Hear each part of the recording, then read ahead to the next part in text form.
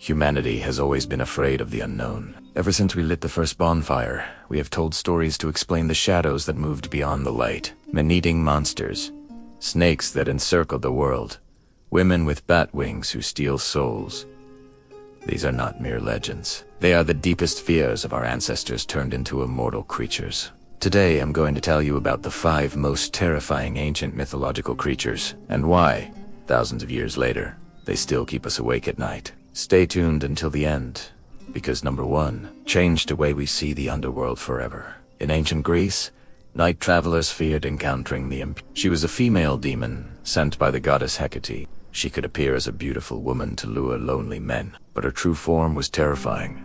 Bronze legs and donkey hooves, skin pale as death, and hair made of fire. She fed on the blood and flesh of her victims while they slept. The most chilling thing, the Greeks believed that impuzas were real. Even the philosopher Plato mentions encounters with them. Coincidence? In rural areas of Greece, until the 20th century, garlic was hung on doors to ward off these women of the night.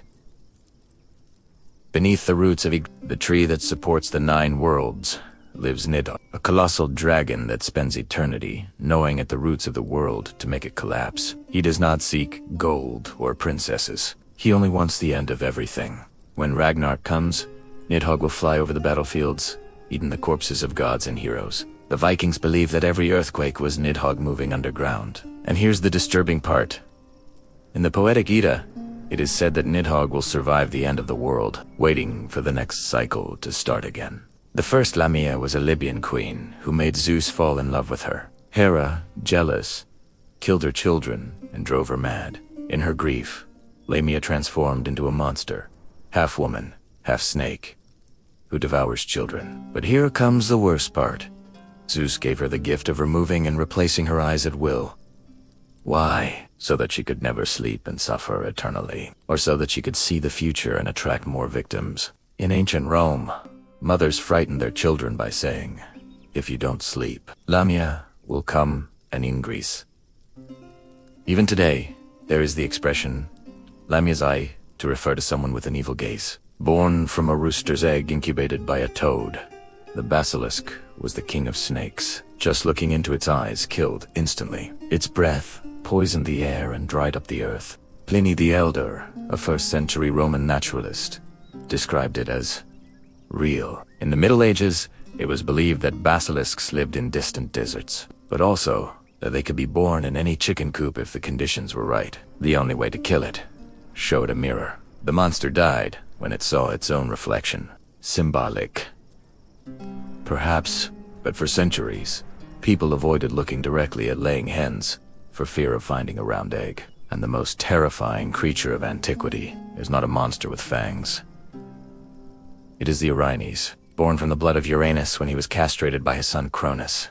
These goddesses of vengeance pursued those guilty of bloody crimes, especially matricide and patricide. They had bat wings, snake hair, and eyes that cried blood. The most terrifying thing, you couldn't hide from them, not even in the underworld. Not even the gods could stop them. In Greek tragedies, such as those by Aeschylus, they drove their victims mad with remorse until they committed suicide. And here's what changed everything.